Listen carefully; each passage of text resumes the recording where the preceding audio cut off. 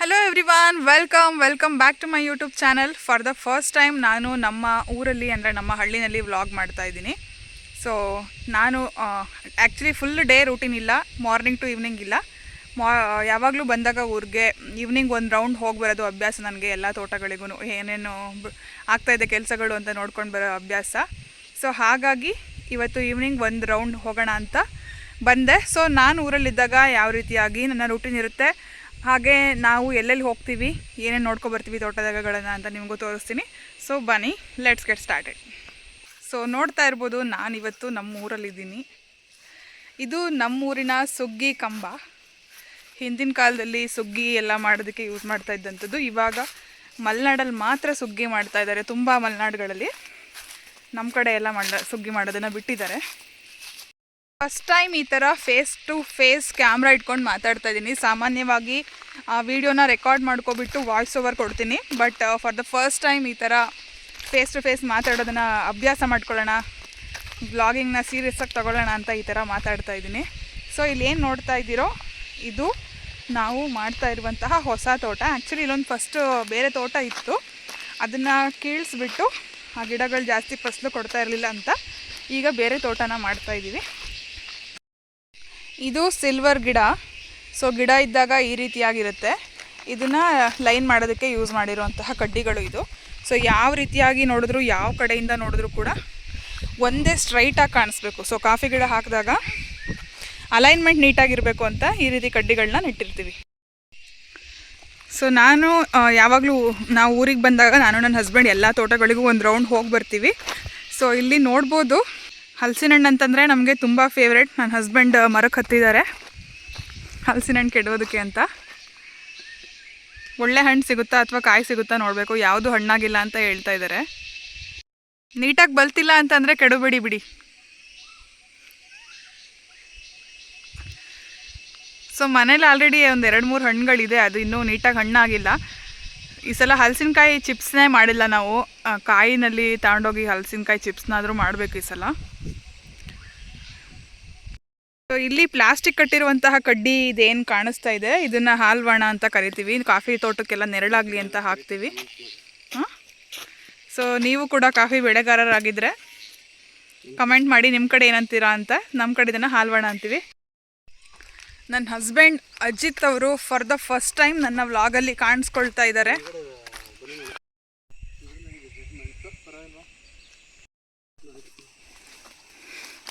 Coffee ತೋಟ ಯಾರ್ಯಾರು ಇಷ್ಟಪಡ್ತೀರಾ ನೋಡಿ, ಈ ಥರ ಎಲ್ಲ ಕಡ್ಡಿಗಳು ಮರಗಳು ಬಿದ್ದಿರುತ್ತೆ ತೋಟದಲ್ಲಿ. ಇದರ ಮಧ್ಯ ಎಲ್ಲ ಹೋಗಿ ಕೆಲಸ ಮಾಡಬೇಕು.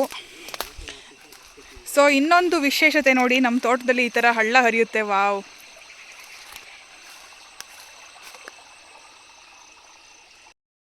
ಆ್ಯಕ್ಚುಲಿ ಈ ವರ್ಷ ಬರಗಾಲ ಆಗಿರೋದ್ರಿಂದ, ಮಳೆ ಇಲ್ಲದೆ ಇರೋದ್ರಿಂದ ಇಷ್ಟು ಚಿಕ್ಕದಾಗಿ ಹರಿತಾ ಇದೆ ಹಳ್ಳ. ಇಲ್ಲ ಅಂದಿದ್ರೆ ತುಂಬ ಜಾಸ್ತಿ ಹರಿಯುತ್ತೆ. ಇಲ್ಲಿ ನಾನೇನು ನಿಂತಿದ್ದೀನೋ ಈ ಪ್ಲೇಸ್ವರೆಗೂ ಕೂಡ ಬರುತ್ತೆ ನೀರು. ಅಷ್ಟೊಂದು ನೀರು ಹರಿಯುತ್ತೆ, ತುಂಬ ಹರಿತಾ ಇರುತ್ತೆ ಹಳ್ಳ. ಅಲ್ಲಿ ಕೆರೆ ಟ್ಯೂಬ್ನ ಓಪನ್ ಮಾಡಿದಾಗ. ಈ ವರ್ಷ ಬರಗಾಲ ಆಗಿರೋ ಕಾರಣ ಇಷ್ಟು ಕಡಿಮೆ ಬರ್ತಾ ಇದೆ. ನಾನು ಕೂಡ ಫಸ್ಟ್ ಟೈಮ್ ನೋಡಿರೋದು. ನಾನು ಯಾವಾಗಲೂ ಈ ತೋಟಕ್ಕೆ ಬೇಸಿಗೆ ಟೈಮಲ್ಲಿ ಬರ್ತಾ ಇದ್ದೆ. ಸೊ ಮಳೆಗಾಲದಲ್ಲಿ ಇದೆ ಫಸ್ಟ್ ಟೈಮ್ ಬಂದಿರೋದು ಮದುವೆ ಆದಾಗಿಂದ. ನೋಡಿ ಫ್ರೆಂಡ್ಸ್, ತೋಟದಲ್ಲಿ ಮಂಗಗಳೆಲ್ಲ ಬಂದು ಮೆಣಸಿನ ಬಳ್ಳಿನ ಕೆಳಗಡೆಲ್ಲ ಎಳೆದು ಯಾವ ಥರ ಕೆಳಗೆ ಬೀಳ್ತಿದೆ, ಅದನ್ನು ಕಟ್ಟಬೇಕು. ಕಟ್ಟಿದ್ರೆ ಇವಾಗ ಬೇರೆ ಎಲ್ಲದು ಕಿತ್ತು ಬಂದಿರೋದ್ರಿಂದ ಮತ್ತೆ ಮರಕ್ಕೆ ಮುಂಚಿನ ಥರ ಅಂಟೋದಿಲ್ಲ. ಇದೇ ಥರ ತೋಟದಲ್ಲಿ ಎಲ್ಲ ಬಳ್ಳಿಗಳನ್ನು ಇದೇ ಥರ ಮಾಡಿದೆ ಮಂಗಗಳು. ನೋಡಿ, ರೈತರ ಸಮಸ್ಯೆಗಳು 1-2. ಮೆಣಸಿನ ಬಳ್ಳಿಗಳು ಬರೋದೇ ಕಷ್ಟ, ಅಂಥದ್ರಲ್ಲಿ ಬಂದಿರೋ ಬಳ್ಳಿಗಳನ್ನು ಈ ಥರ ಹಾಳು ಮಾಡ್ತವೆ ಮಂಗಗಳು. ಮಳೆ ಜಾಸ್ತಿ ಬಂದರೂ ಕಷ್ಟ, ಕಮ್ಮಿ ಬಂದರೂ ಕಷ್ಟ. ಇಲ್ಲ ಚೆನ್ನಾಗಿ ಬೆಳೆ ಬಂದಾಗ ಪರಿಸರ ವಿಕೋಪಗಳು ಆ ಥರ ಆಗಿಬಿಡುತ್ತೆ. ಇಲ್ಲ ಪ್ರಾಣಿ ಪಕ್ಷಿಗಳಿಂದ ಹಾಳಾಗೋದು ಆ ಥರ ಆಗುತ್ತೆ.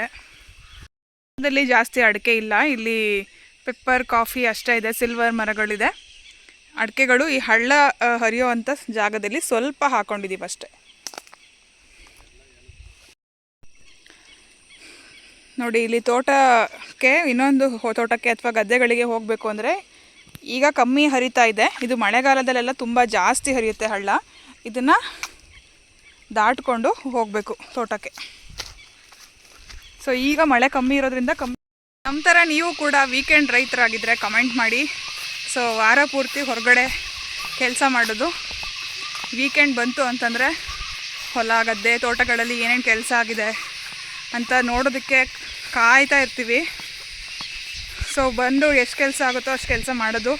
ಇಲ್ಲ ವೀಕೆಂಡಲ್ಲಿ ಏನಾದರೂ ಫಂಕ್ಷನ್ಸ್ಗಳಿದ್ರೆ ಹಬ್ಬಗಳಿದ್ರೆ ಆ ಟೈಮಲ್ಲೂ ಕೂಡ ಏನು ಮಾಡೋದಕ್ಕಾಗೋದಿಲ್ಲ.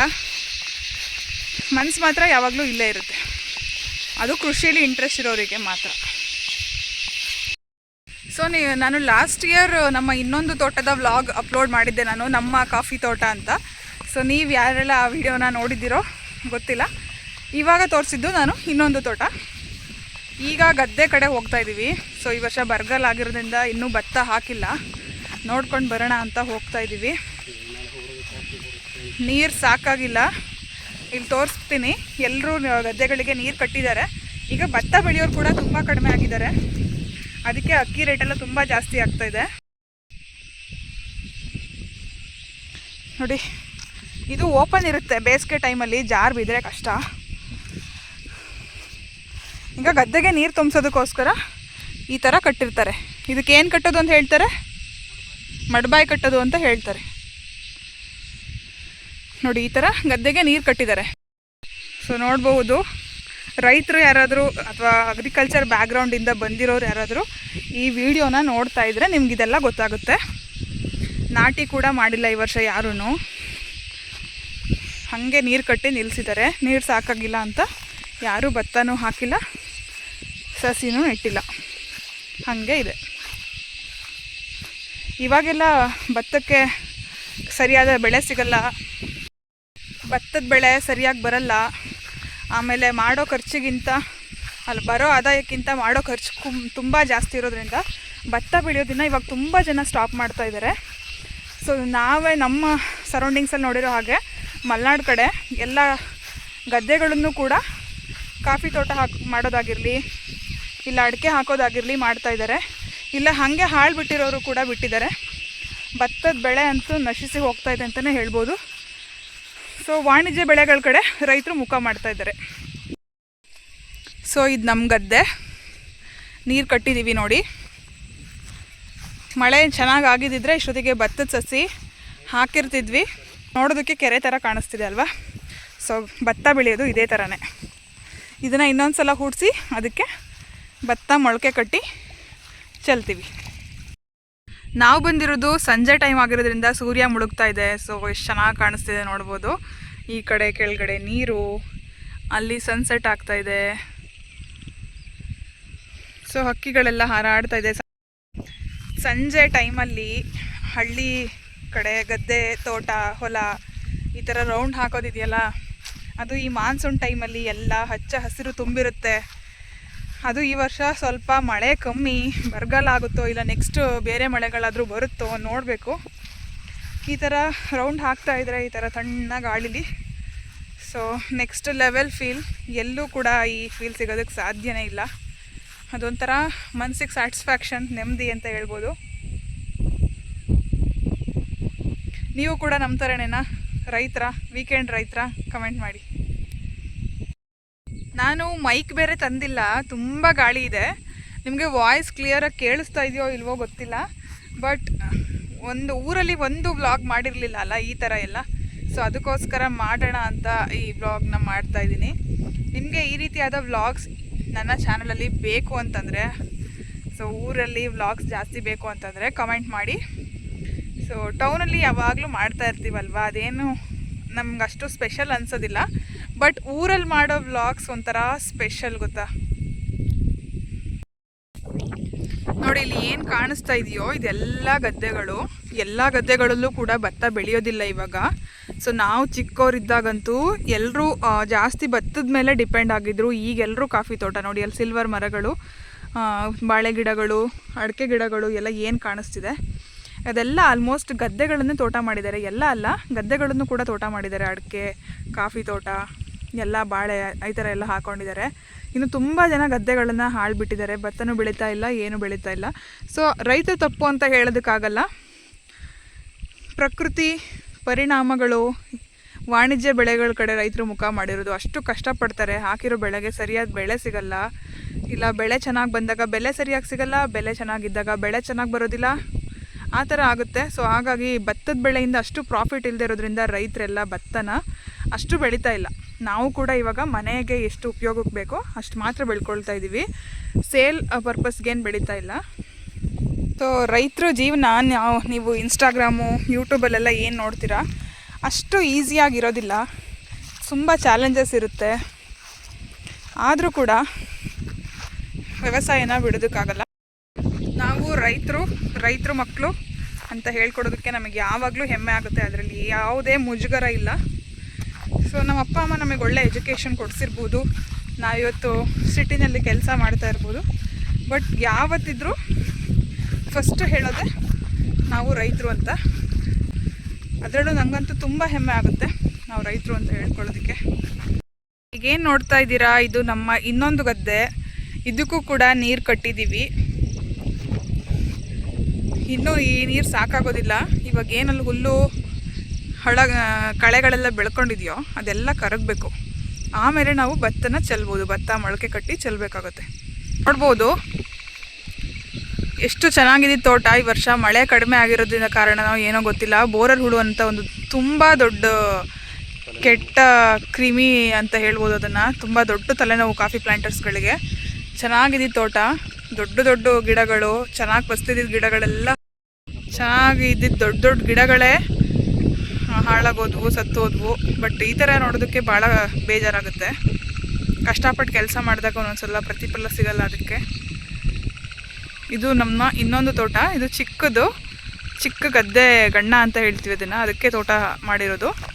ಸಿಲ್ವರ್ ಮತ್ತು ಕಾಫಿ ಗಿಡ ಹಾಕಿದ್ದೀವಿ. ತುಂಬ ಗಿಡಗಳು ಹೋಗಿದೆ.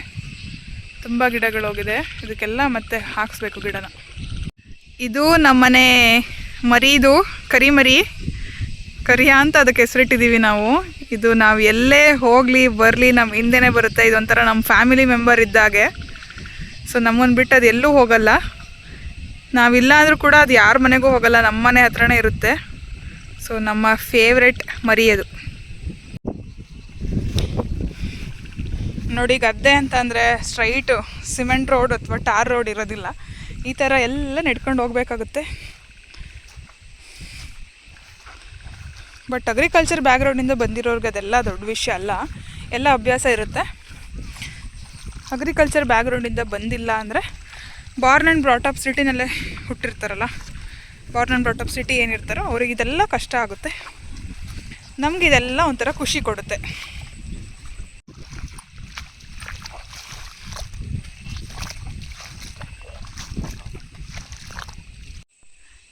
ಸೊ ಇಲ್ಲಿ ಏನು ಕಾಣಿಸ್ತಾ ಇದೆ ಅದು ನೇರಳೆ ಮರ. ನೀವು ನೇರಳೆ ಹಣ್ಣು ಏನು ತಿಂದಿರ್ತೀರ ಅಲ್ವಾ ಟೌನಲ್ಲೆಲ್ಲ, ಸೊ ಅದು ನಮಗೆ ಹಳ್ಳಿನಲ್ಲಿ ನ್ಯಾಚುರಲ್ ಆಗಿ ಸಿಗುತ್ತೆ. ನಾವು ಇಲ್ಲೇ ಕಿತ್ಕೊಂಡು ತಿಂತಿದ್ವಿ. ಚಿಕ್ಕವರಿದ್ದಾಗೆಲ್ಲ ನಾವು ಊರಲ್ಲಿ ಇರ್ತಿದ್ವಿ, ಸ್ಕೂಲ್ ಟೈಮಲ್ಲೆಲ್ಲ ಕಿತ್ಕೊಂಡು ತಿಂತಾಯಿದ್ವಿ. ಬಟ್ ಇವಾಗ ಸಿಗೋದಿಲ್ಲ ನಮಗೆ ಸೀಸನ್ನಲ್ಲಿ, ಕೆಲವೊಂದು ಟೈಮ್ ಸಿಗುತ್ತೆ ಅಷ್ಟೇ. ಸೊ ಪಕ್ಕದಲ್ಲಿ ಕಾಣಿಸ್ತಿರೋದು ನಮ್ಮ ಅಡಿಕೆ ತೋಟ. ತೋರಿಸ್ತೀನಿ ಬನ್ನಿ ಹೇಗಿದೆ ಅಂತ.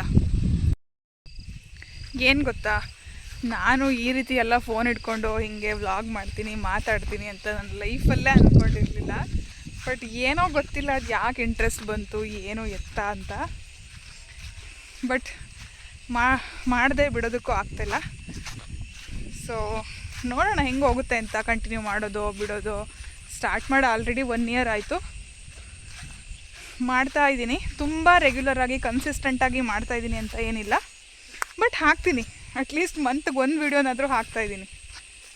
ಸೊ ಆ ಥರ ಎಲ್ಲ ಮಾಡಿದ್ರೆ ಏನು ಯೂಸ್ ಇಲ್ಲ ಯೂಟ್ಯೂಬಲ್ಲಿ. ಆ್ಯಕ್ಚುಲಿ ತುಂಬ ಕನ್ಸಿಸ್ಟೆನ್ಸಿ ಮೇಂಟೈನ್ ಮಾಡಬೇಕು. ಸೊ ಈಗ ನಾನು ನಮ್ಮ ಕಾಫಿ ತೋಟ ಮತ್ತು ಗದ್ದೆ ಯಾವ ರೀತಿಯಾಗಿ ಹಾಕ್ತೀವಿ ಅದನ್ನೆಲ್ಲ ತೋರಿಸ್ದೆ ಅಲ್ವಾ. ಕಾಫಿ ತೋಟ ಸ್ವಲ್ಪ ತೋರಿಸಿದ್ದೀನಿ. ಲಾಸ್ಟ್ ಇಯರ್ ಒಂದು ತೋಟ ನಾನು ನೀಟಾಗಿ ತೋರಿಸಿದ್ದೆ, ಏನು ಬೆಳೆದಿದ್ದೀವಿ ಆ ತೋಟದಲ್ಲಿ ಅಂತ. ಸೊ ಇವತ್ತೊಂದು ಸ್ವಲ್ಪ ತೋರಿಸಿದೆ, ಅಲ್ಲಿ ಹಳ್ಳ ಹರಿತಾ ಇತ್ತಲ್ಲ ಆ ತೋಟ. ಮತ್ತು ಗದ್ದೆ ಯಾವ ರೀತಿ ನೀರೆಲ್ಲ ಕಟ್ಟಿದ್ದೀವಿ ಅಂತ ತೋರಿಸ್ದೆ ಅಲ್ವಾ. ಇವಾಗ ನಮ್ಮ ಅಡಿಕೆ ತೋಟ ಯಾವ ರೀತಿಯಾಗಿದೆ ಅಂತ ತೋರಿಸ್ತೀನಿ. ಸೊ ಅಡಿಕೆ ಎಲ್ಲ ಆ್ಯಕ್ಚುಲಿ ನಮ್ಮ ಕಡೆ ಚೆನ್ನಾಗಿ ಬರುತ್ತೆ. ಬಟ್ ಮೂಡ್ಸೀಮೆ ನಮ್ಮದು ಮಲೆನಾಡಾಗಿರೋದ್ರಿಂದ ಮೂಡ್ಸೀಮೆ ಕಡೆ ಎಲ್ಲ ಬೆಳೀತಾರಲ್ಲ, ಅಲ್ಲಿ ಎಷ್ಟು ಕ್ರಾಪ್ ಪ್ರೊಡಕ್ಷನ್ ಇರುತ್ತೋ, ಇಳುವರಿ ಎಲ್ಲ ಇರುತ್ತೋ ಅಷ್ಟು ನಮ್ಮ ಕಡೆ ಸಿಗೋದಿಲ್ಲ ನಿಜವಾಗ್ಲೂ. ಬರೋದು ಕೂಡ ತುಂಬ ಕಷ್ಟ. ಅದು ನಾವು ಈ ಕಡೆ ಎಲ್ಲ ಗದ್ದೆ ಹಾಕೋದನ್ನು ಕಡಿಮೆ ಮಾಡಿರೋದ್ರಿಂದ, ಭತ್ತ ಬೆಳೆಯೋದು ಕಡಿಮೆ ಮಾಡಿರೋದ್ರಿಂದ ಎಲ್ಲ ಭತ್ತದ ಗದ್ದೆಗಳಲ್ಲಿ ಅಡಿಕೆನ ಹಾಕಿದ್ದೀವಿ. ನಾವು ಹಾಕಿದ್ದೀವಿ 3-4 ವರ್ಷ ಆಯಿತು. ಬಟ್ ಅಷ್ಟು ತುಂಬ ಚೆನ್ನಾಗಿ ಏನು ಬಂದಿಲ್ಲ ನಮ್ಮದು ಅಡಿಕೆ. ಹೇಗಿದೆ ಅಂತ ತೋರಿಸ್ತೀನಿ ಬನ್ನಿ. ಅಡಿಕೆ ತೋಟದಲ್ಲಿ ಏನೇನೆಲ್ಲ ಬೆಳೆದಿದ್ದೀವಿ, ಯಾವ ರೀತಿ ಆಗಿದೆ ನಮ್ಮ ಅಡಿಕೆ ತೋಟ ತೋರಿಸ್ತೀನಿ ಬನ್ನಿ. ದಾಸವಾಳದ ಗಿಡ ನಮ್ಮ ಅತ್ತೆ ಹಾಕಿರೋದು, ಇದು ತುಂಬ ಚೆನ್ನಾಗಿ ಬಂದಿದೆ. ಇವಾಗ ಹೂ ಕೂಡ ಬಿಟ್ಟಿದೆ. ಅರೇಬಿಕಾ ಗಿಡಗಳು, ನಾವು ಕಾಫಿಲಿ 2 ಟೈಪ್ ಗಿಡ ಇದೆ, ಅರೇಬಿಕಾ ಮತ್ತು ರೋಬಸ್ಟಾ. ಕಾಫಿ ತೋಟದವ್ರಿಗೆ ಇದೆಲ್ಲ ಗೊತ್ತಿರುತ್ತೆ, ಹೊಸಬ್ರಿಗೆ ಇದನ್ನು ಹೇಳ್ತಾ ಇದ್ದೀನಿ. ಸೊ ಈ ಕಾಫಿ ಅರೇಬಿಕಾ ಕಾಫಿ ಚೆನ್ನಾಗಿ ಬರಲಿಲ್ಲ ಅಂತ ನಾವು ರೋಬಸ್ಟಾ ಕಾಫಿನ ಹಾಕಿದ್ದೀವಿ ಇವಾಗ. ಇದು ಓಕೆ ಒಂದು ಲೆವೆಲ್ಗೆ, ಯಾಕೆಂದರೆ ನಾವು ಗದ್ದೆಗೆ ಹಾಕಿರೋದು ಅಡಿಕೆನ, ಹಾಗಾಗಿ ಅರೇಬಿಕಾ ಗಿಡಗಳು ಅಷ್ಟು ಚೆನ್ನಾಗಿ ಬರ್ತಿಲ್ಲ.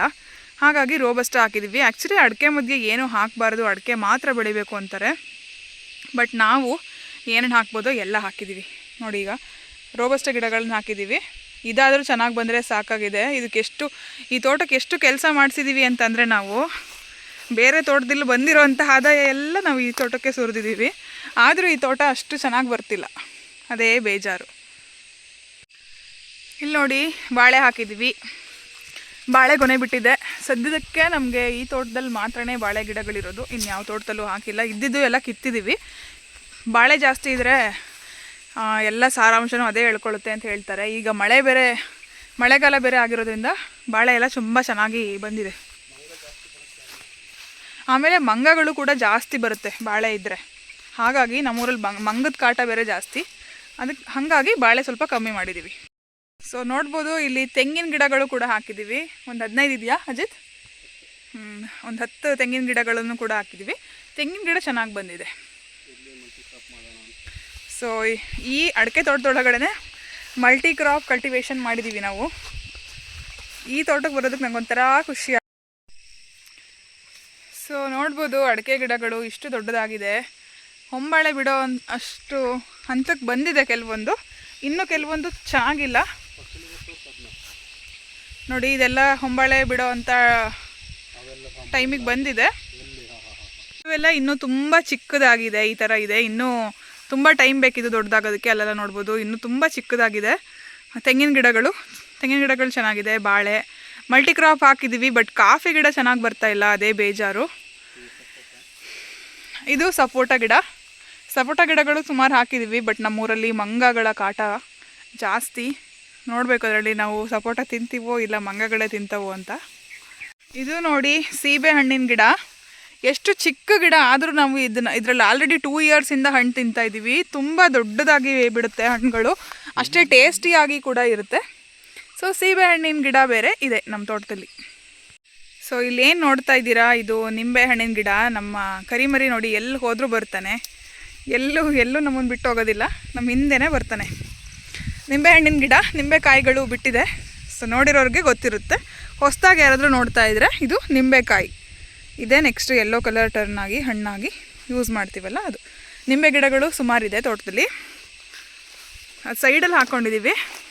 ಮಧ್ಯದಲ್ಲೆಲ್ಲ ಹಾಕ್ಕೊಬಿಟ್ರೆ ಅದು ನಿಂಬೆ ಹಣ್ಣಿಂದು ಮುಳ್ಳಿರುತ್ತೆ ಗಿಡದಲ್ಲಿ. ನೋಡ್ಬೋದು ಯಾವ ರೀತಿಯಾಗಿ ಮುಳ್ಳಿದೆ ಅಂತ. ಹಾಗಾಗಿ ಅದು ತೋಟದಲ್ಲೆಲ್ಲ ಮುಳ್ಳು ಸುರಿದು ಬಿಡುತ್ತೆ. ಒಂದೊಂದು ಕೊಂಬೆಗಳು ಒಣಗಿ ಬೀಳುತ್ತಲ್ಲ, ಆಗ ಅದು ಬೀಳುತ್ತೆ, ಕೆಲಸ ಮಾಡೋದಕ್ಕೆಲ್ಲ ತೊಂದರೆ ಆಗುತ್ತೆ ಅಂತ ಈ ರೀತಿ ಸೈಡಲ್ಲಿ, ತೋಟದ ಸೈಡಲ್ಲೆಲ್ಲ ಹಾಕಿದ್ದೀವಿ. ನೋಡಿ, ಆ ಕಡೆ ಎಲ್ಲ ಇದೆ. ಇದು ನಿಂಬೆ ಗಿಡ, ಇದು ಹಾಕಿದ್ದೀವಿ. ನನಗೆ ಏನಂದರೆ, ಎಲ್ಲ ಥರದ ಹಣ್ಣಿನ ಗಿಡಗಳು, ತರಕಾರಿ ಗಿಡಗಳು ಎಲ್ಲ ಹಾಕಬೇಕು, ಬೆಳಿಬೇಕು ಅಂತ ಇಷ್ಟ. ನನಗಂತೂ ಸಿಕ್ಕಾಪಟ್ಟೆ ಇಂಟ್ರೆಸ್ಟ್ ಅಗ್ರಿಕಲ್ಚರಲ್ಲಿ. ಬಟ್ ಇಲ್ಲಿರಲ್ವಲ್ಲ ಯಾವಾಗ್ಲೂ. ಈ ಥರ ವೀಕೆಂಡ್ ರೈತರಾದರೆ ಎಲ್ಲಿ ಎಲ್ಲದನ್ನು ನಾವು ಇಷ್ಟ ಬಂದಿದ್ದೆಲ್ಲ ಬೆಳೆಯೋದಕ್ಕಾಗುತ್ತೆ. ಹಾಗಾಗಿ ತುಂಬ ಎಲ್ಲ ಹಾಕ್ಕೊಂಡಿಲ್ಲ. ಅತ್ತೆ ಇದ್ದಿದ್ರೆ ಎಲ್ಲ ಬೆಳೆಯೋರು. ನಮ್ಮದು ಅಡಿಕೆ ತೋಟ ಒಂಥರ ಮಲ್ಟಿ ಕ್ರಾಪ್, ಮಿಶ್ರ ಬೆಳೆ ಅಂತೀವಲ್ಲ, ಆ ಥರ ಆಗಿದೆ ಅಡಿಕೆ ತೋಟ. ಎಲ್ಲ ಏನೇನು ಹಾಕ್ಬೋದೋ ಅದನ್ನೆಲ್ಲ ಹಾಕಿದ್ದೀವಿ ಪಾಸಿಬಲ್. ಕಿತ್ತಳೆ ಹಣ್ಣು ನೋಡಿರೋರಿಗೆ ಗೊತ್ತಿರುತ್ತೆ, ಯಾರು ನೋಡಿಲ್ಲ ಅವರು ನೋಡ್ಬೋದು. ಇದಿನ್ನೂ ಕಾಯಿ. ಸೊ ನೋಡಿ, ಇದು ಕಾಯಿ ಇದೆ. ನೆಕ್ಸ್ಟು ಇನ್ನೂ ದೊಡ್ಡದಾಗಿ ಹಣ್ಣಾಗುತ್ತೆ. ಆ್ಯಕ್ಚುಲಿ ಇದು ಫಸ್ಲು ಅನಿಸುತ್ತೆ, ನಾನು ನೋಡಿಲ್ಲ.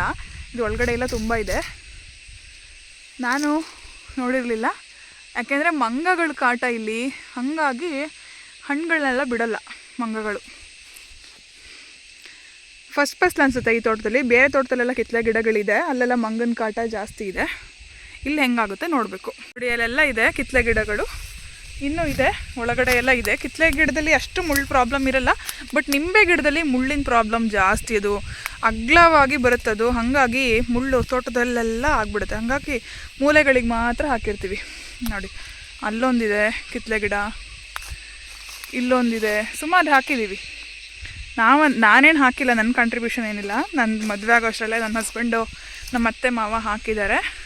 ಇಲ್ಲಿ ನೋಡಿ ನುಗ್ಗೆಕಾಯಿ ಗಿಡ, ಇವಾಗ ಒಂದು ಸ್ವಲ್ಪ ಕಾಣಿಸ್ತಾ ಇದೆ. ಅದು ಇಷ್ಟು ದಿನ ಕಾಣಿಸ್ತಾನೆ ಇರಲಿಲ್ಲ. ದೊಡ್ಡದಾಗಿ ಬಂದು ನುಗ್ಗೆಕಾಯಿ ಎಲ್ಲ ಚೆನ್ನಾಗಿ ಯಾವಾಗ ಬಿಡುತ್ತೋ ಗೊತ್ತಿಲ್ಲ. ಇವೆಲ್ಲ ನಮ್ಮ ಅತ್ತೆ ಹಾಕಿರೋದು. ಸೊ ಆಲ್ರೆಡಿ ಈವ್ನಿಂಗ್ ಆಯಿತು, ಅಲ್ಲಿ ನೋಡ್ಬೋದು ಸನ್ಸೆಟ್ ಆಯಿತು.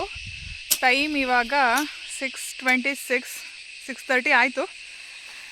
ನಾವು ಹಾಗೆ ಒಂದು ರೌಂಡ್ ಬಂದಾಗ ಒಂದು ವ್ಲಾಗ್ ಮಾಡೋಣ ಅಂತ ಫಸ್ಟ್ ಟೈಮ್ ಈ ಥರ ಫೇಸ್ ಟು ಫೇಸ್ ಮಾತಾಡಿ ನಾನೊಂದು ವ್ಲಾಗ್ ಮಾಡಿರೋದು. ಐ ಹೋಪ್ ನಿಮ್ಗೆಲ್ರಿಗೂ ಈ ವ್ಲಾಗ್ ಇಷ್ಟ ಆಗಿದೆ ಅಂತ ಭಾವಿಸ್ತೀನಿ.